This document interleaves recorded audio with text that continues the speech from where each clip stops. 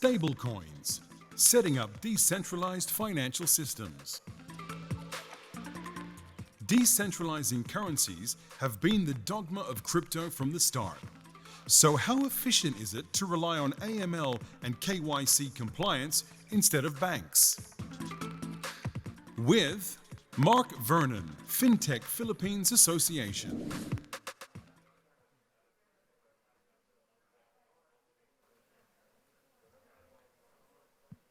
Working? I think it's working, yeah.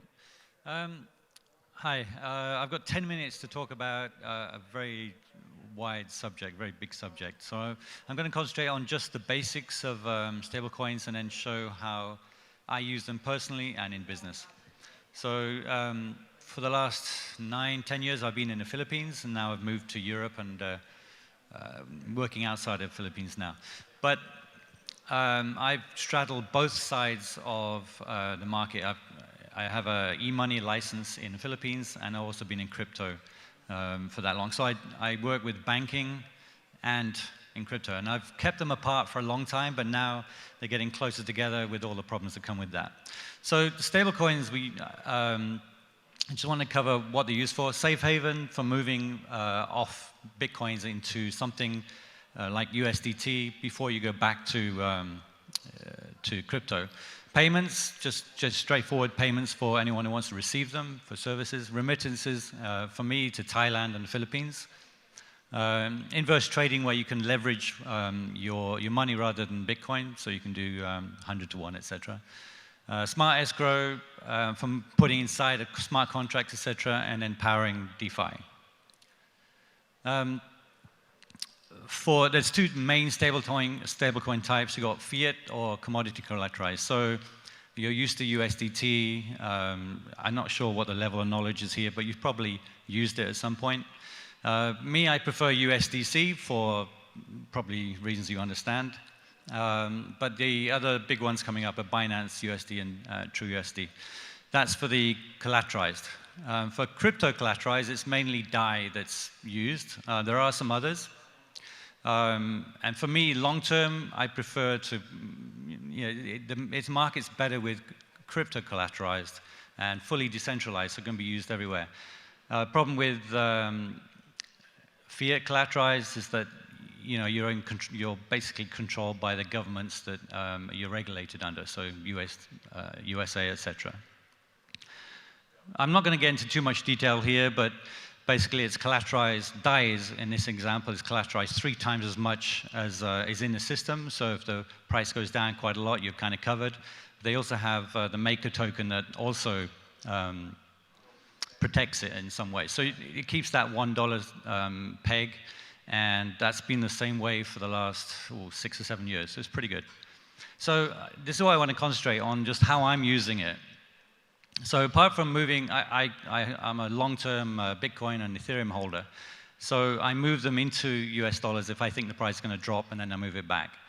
One of the biggest use cases is borrowing DAI, using your ETH or Bitcoin as collateral, and then you can buy more with your borrowing and hope the price goes up. Not good if the price drops, you're going to lose a lot. I bought a property last year in Cyprus. I sold some of my Bitcoin to buy it. What I should have done was borrow using DeFi and then buy the property that way. So I'm looking at buying a property here locally, and that's what I'm going to be doing.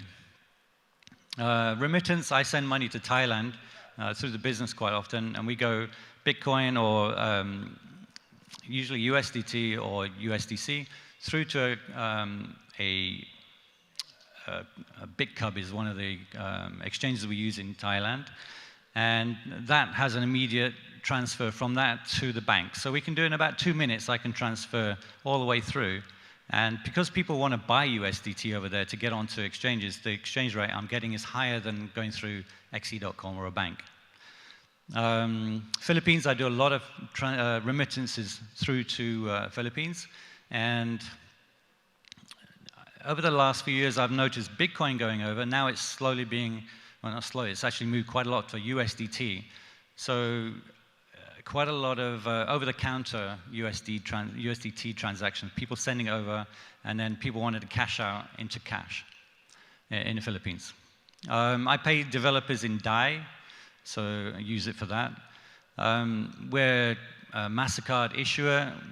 Currently, MasterCard doesn't take settlements using USDC, but Visa does on Ethereum. Hopefully moving to Stellar, because I prefer Stellar. We've actually issued a PHP stablecoin on Stellar and Ethereum, but I'll cover why I use Stellar more than Ethereum in a minute. We've integrated Stellar USDC because it's really easy to integrate.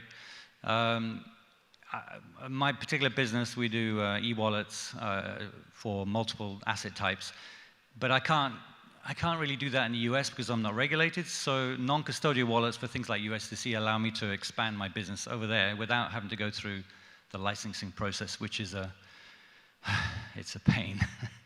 And then in Asia, I'm working with Halo DAO to issue stablecoins similar to DAI, but for Asia. People have asked me what's the best technology to create stablecoins. For me, Stellar, if you're just doing transfer of money, Stellar is the best system. Especially if you're regulated, you can control the addresses if you need to freeze them. If you're regulated, this is important. Control of issuance, etc. So we've got USDC on Stellar. I've issued PHP. You can get Nigerian Naira, and there's a lot of issuers issuing currency where they're regulated and they issue on Stellar. But the biggest use right now is Ethereum, so you can use it for DeFi and for into decentralized applications. But for Ethereum, it's expensive to transfer. So I've moved on to Ethereum layer 2. I'm using Bezel Hyperledger, but if you want to do private stuff, then Quorum might be better with no transaction fees. So we've created private currencies. Because we're regulated, we need to be able to control how much goes in the wallet before it goes in the wallet. So we can only do that with smart contracts. But the speed is there, the control, and the privacy. So we can control who can see what on the chain. So for the future, whoops, where are we? More layer 2 solutions because of the speed of transfer, privacy, etc. I hope to see many more DeFi applications. And for me, I can borrow money using Ethereum, and I can get hold of DAI, and I can convert that to USDT. But if I want to buy real things in the real world, it's really difficult to go off-ramp to real cash through a bank. One of the problems is I've gone to central banks in different countries and said, look, I've got these solutions, and I want to use blockchain. As soon as I say blockchain or token, they kind of close the door in your face. In Philippines, for me, it's been an experience, but they're actually more advanced than anywhere else in the world right now, because you can talk to the central banks. They're open-minded. But I've been to Lithuania, Cyprus, Kenya, and central banks, as soon as you mention tokens, that's it. They don't want to talk anymore. It's really difficult to explain that it's real money just running on blockchain. So that's one of the problems right now is how do you take your DAI and USDT and take it off so you can use it in the real world. So, for example, you might have seen one of the little stands here, USDT.com. I was saying, look, I want to buy a condo here, an apartment here, and they say, okay. They can take my USDT and convert it to US dollars in cash, and then I can go ahead and buy it. But the future will be where people accept it directly, or even better, that you can actually deposit via the banks, but we're far away from that. So anyway, if you want to, there's a lot of stablecoins out there. If you want to check the stablecoins online, then defiprime.com/stablecoins, there's a whole list there. As again, I've only had 10 minutes to talk about this, and so I just wanted to show the personal aspects of how I'm using it. If you want to ask questions afterwards, then yeah, come and look me up, unless you have questions right now. Any questions? I've got 1 minute. Anyone? Yeah, okay. Go ahead. Of who? It's not something that we can integrate. Because for me personally and a lot of money issuers, then it's got to be something that we can have some control over. If you're talking about decentralized, is it anything like DAI, or is it algorithmic? Oh, yeah. Then you're getting into, like I said, there's a lot of other coins out there, but for me personally, I want to go for the bigger ones, the ones that people are likely to accept.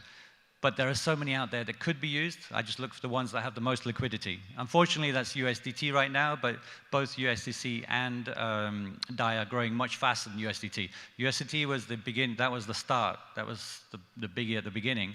But I see USDT going down and the others taking over. Anything else, they got to compete with that, especially on US dollars.